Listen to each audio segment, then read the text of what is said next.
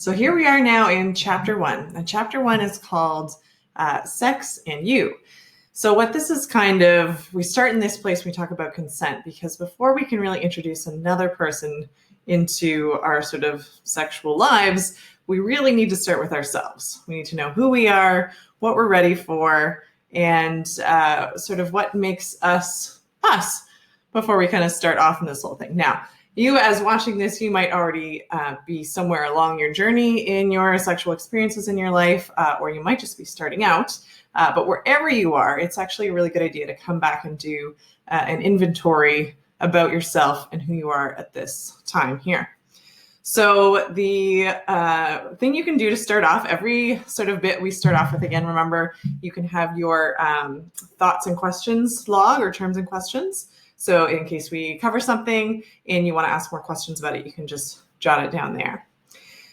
So the first thing we want to think about is in terms of our readiness. Now, as we think about what we might be ready for or not ready for, the first thing to know and understand is anything is normal. You might feel ready for certain things or not. Really, so long as no one else is getting hurt and you're not getting hurt, everything is pretty much normal. So that's the first good piece of news. So there doesn't need to be any shame or guilt around this. And it's a really good idea to think about it and to ask questions and know a little bit about this before you find yourself in a certain situation and you haven't really thought about what you want and what you're ready for and those types of things. So the next thing we want to talk about is, what do we mean when we say sex? So obviously we're looking at consent, specifically regarding sexual interactions, and we're going to use the word sex. And as we do, though, we might mean a little bit more broadly than what you traditionally might think of when you hear the term sex. So there's the traditional term sex, which is your standard sexual intercourse, penis in vagina kind of interaction. But sex is actually a lot more complicated than that, because when you think of it in terms of all genders and all sort of interactions in terms of male, female, heterosexuality, homosexuality, so two men that might want to be together, two women that might be together, the traditional term sex might not be just penis and vagina.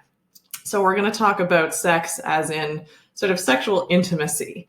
So really that's a whole spectrum, anywhere from sort of cuddling to holding hands to kissing to touching above the waist, touching below the waist, to oral sex, anal sex, and then any types of penetrative sex that might be encompassed in that. So if we use the word sex or sexual intimacy, we're kind of covering all of those things together. So the next thing we want to think about is, what do we also mean when we're using the term consent? Now, consent, we're going to break down a lot of different pieces of it, but the main general concept around consent is that each person in an interaction has the feeling and is actually in control of basically the question words: who, what, when, where, how, and why sex is happening. Again, remember, sex is not just intercourse, but any type of intimacy. So whenever we have some type of intimacy happening, each person has to have a sense of control of each of those parts of the puzzle. Now we're going to look at all the different ways we can break that down, what it looks like to both give and receive that type of control, and all sorts of pieces to it. So then, before we can kind of get into, obviously, intimacy with another person, we first generally want to start with, again, ourselves. So when we think about ourselves, the first thing we want to know and we want to think about is, who are we? So this whole part 1 here we're talking about right now is our readiness and identity. So our readiness, we want to think of that identity piece. So first we want to look at a few terms. So one of the pieces I really love as a tool to understand these terms is actually created by Sam Killerman. He's got this diagram. It's in one of your handouts. It's called the Genderbread person. And it looks at the different terms that have to do with sex, sexuality, gender, and all those different things. So the genderbread person, super cute here. We've kind of got these different categories, and we'll look at each one of them. So the first to think about is what we call a gender identity. So each of these has sort of two spectrums. It goes from kind of no connection or no gender specificity to both a spectrum of womanness to a spectrum of manness. So gender identity is sort of in your head. So the genderbread person kind of has that little part up in its little head. So identity is around how do you sort of think about and perceive your gender on that spectrum of manness or womanness. And again, remember, any amount of connection with those terms is normal and okay. The next sort of thing to think about is what we might call gender expression. Now, gender expression is not necessarily, each of these things isn't necessarily connected identically with the one before. So identity in terms of expression could be different. So the same, it starts from sort of a no expression in terms of gender, in terms of femininity or nothing to masculinity. And this is sort of how we present. So clothing, dress, mannerisms, those types of things are often on this gender expression line here. So femininity, masculinity is gender expression. Then the last sort of piece around gender is what we would think about in terms of anatomically. So this is a biological expression of sex. So this is in reference to often what's termed as sort of sex is assigned at birth. So sex is assigned at birth is often a medical thing. Doctor will look at a baby's bits and be like, oh, this one's got the penis, it's a man or a male. And this one, oh, the vagina, that's the female. Now, there are actually 5 different biological sexes that are recognized. The last 3 are generally kind of encompassed in a term called intersex, which is where your chromosomes in your body, what makes your body a certain gender, is a little less man or male versus female kind of thing. So there's sort of 2 terms then, or 3 rather. So 2 terms are what's called cisgender. Cisgender is when you are the sex assigned at birth, whatever the doctor said happens to be right, and you feel connected with that. So cisgender is your gender at birth matches your anatomical gender that you have. And then transgender is when whatever gender was assigned at birth, you have a different gender that you connect with later in life. Now, the last one is called non-binary. So non-binary often is also no connection to an anatomical sex. You don't feel or connect with any gender, male or female. So that's sort of not only in that it's got 2 spectrums again. So from nothing kind of no, so that's non-binary to femaleness, and again, nothing or non-binary to maleness, and anywhere along those spectrums of female and maleness are also sort of included in that. Then the last little piece here is around attraction. So then attraction has 2 kind of pieces to it. There's both a romantic attraction and a sexual attraction. And they don't always correspond. Often they do, but they might not. And these, again, are anywhere from no romantic or no sexual attraction to a strong kind of attraction to, and then again, sort of 3 categories: women, feminine people or females, and or sort of femininity. And then the other one would be sort of from nothing to men, masculinity, or male people. And they're not always, again, in line. There can be different sort of mixes and matches along the way, what people feel. Some people feel only sexual attraction once they have romantic attraction. Some people, it's the opposite. They can feel a lot of sexual attraction and not romantic attraction. So again, anything along any of these different terms for you is totally healthy and totally normal. And if you want to reference all that, everything slows down a little bit more, just make sure you head to the handout section and you can download that and print it off. He's also got it on his website, which I'll link on there as well. So again, thanks to Sam Killerman. He's made this available without copyright for everyone because it's super great and important information. Okay. So as we think about that, the other handout that I've got for you there is what I'm kind of calling your identity journal. So you can make little notes about these things, or just think about them as some prompts in your head. If you don't want to write it down or put it into public space, that's fine. But if you do feel comfortable writing it down, it can be a nice place to organize your thoughts. So as you're kind of doing this, you can note where you feel you're ready, or connecting on both gender identity, gender expression, your anatomical sex, and how you feel about attraction, both romantically and sexually. The next little category we have on there is around relationship types. Now, relationship types, these are kind of broad categories, but people can sort of shift and change within them.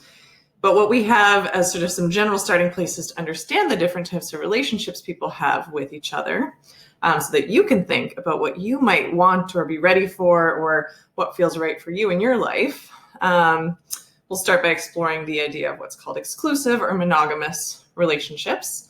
So those you might be most familiar with, exclusive and monogamous, tends to have a meaning of sexual sort of intercourse or sex in general, of some type being involved in the relationship. But in specific, it's also that it's two people coming together, and just those two people. No one else is involved romantically or sexually. Now, you can have that same type of relationship. The next category down we have is called abstinent relationships. So this is still generally exclusive or monogamous in most cases, but the sort of sexual intercourse type, any type of penetrative interaction that's happening is not part of the relationship. So there'll be more romantic, some sexual intimacy around maybe cuddling, holding hands, making out, that type of thing, but not maybe as sexually interactive as the exclusive or monogamous relationships. So the one after that below is that casual type of relationship. Now, usually from those sort of top two categories of exclusive, monogamous, and abstinent, those sort of ones up there, these are often a bit more complicated, the ones we're going to talk about from here. Often adults even find them quite complicated. One of the reasons is that emotions and physical intimacy tend to go quite naturally hand in hand. And so when you try to split them apart and move them around, it does take quite a lot of emotional work and readiness. So as we talk about them, I want you to understand that they are options that people partake in, that you might choose to partake in at one point, but do know that they are a little bit more complicated and can be a little bit harder, and that everyone has to be really on the same page and communicating well for these types of relationships. So the next category is what's called casual relationships. So this would be a bit more of a separation out of the romantic type of relationship and more of a focus on the sexual or the physical part of the relationship. So this isn't maybe a couple of people who go out on dates and share more personal parts of their lives together. They might just be more, let's use the word recreational in nature. It's more of a physical type of relationship. The next category down would be what's called friends with benefits. So this is maybe a little bit more interaction, a bit more personal in nature, still not quite romantic, slightly more connected in terms of emotional safety and knowledge between people. And there is also a sexual component, a physical component. The next one after that is what is called open relationships. And again, these can take lots of different formats for lots of different people. But in general, an open relationship is where there's sort of two main partners, and they are both often romantic and sexual with each other, but they are also sort of physically sexual with other people. And they have an agreement on what that might look like and how they talk about it and what's okay for them in that partnership, in terms of who they can interact with and in what ways sexual activity might be happening outside of that relationship. So a lot of communication needed and clarity in those types of relationships. And then the last one on there is the polyamorous category, which can take, again, several different forms. Sometimes it is two main partners together, and one or both partner may have what is sometimes called a secondary partner, where they have both romantic and sexual relationships outside of that main partnership. But so too, there may be three or more people all in equal relationships with each other, where there is romantic and sexual interactions sort of in and amongst, sometimes a group of 3, 4 or more, depending on how people decide that they want to set that up as well. So as you think in terms of readiness and what you want in your life, sometimes it has good sense to kind of be aware of what's out there and what people do and what options are. So you can just jot some notes there as well in your journal about what might work for you. And whatever you decide or think about right now could shift and change in the future, or you might feel pretty sure about what you want in your life right now. So just getting a sense of where you're at to start. Okay. So the next piece to think about is readiness. So readiness, not just for types of relationships, if any, again, or the next piece is around emotional connection.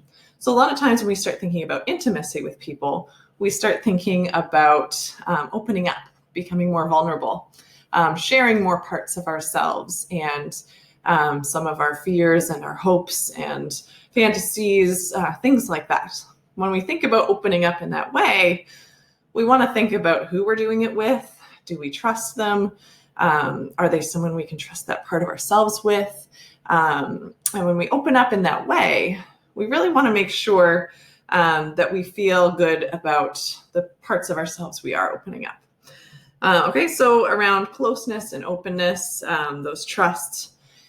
And then also around emotional readiness includes things like readiness for setting boundaries with a person.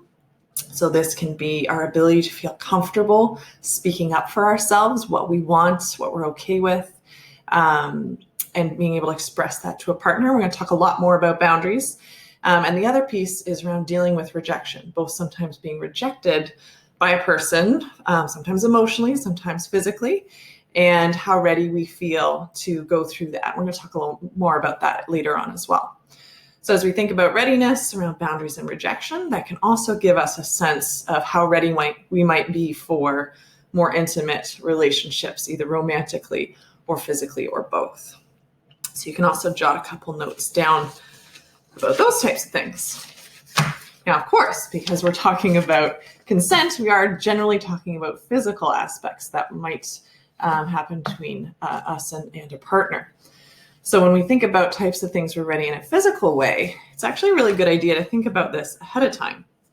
One thing that can be really hard to do is when you're hanging out with someone that you might have a crush on or you might be finding yourself attracted to, and they make a suggestion of something to do physically, but you haven't really thought about your own sense of readiness.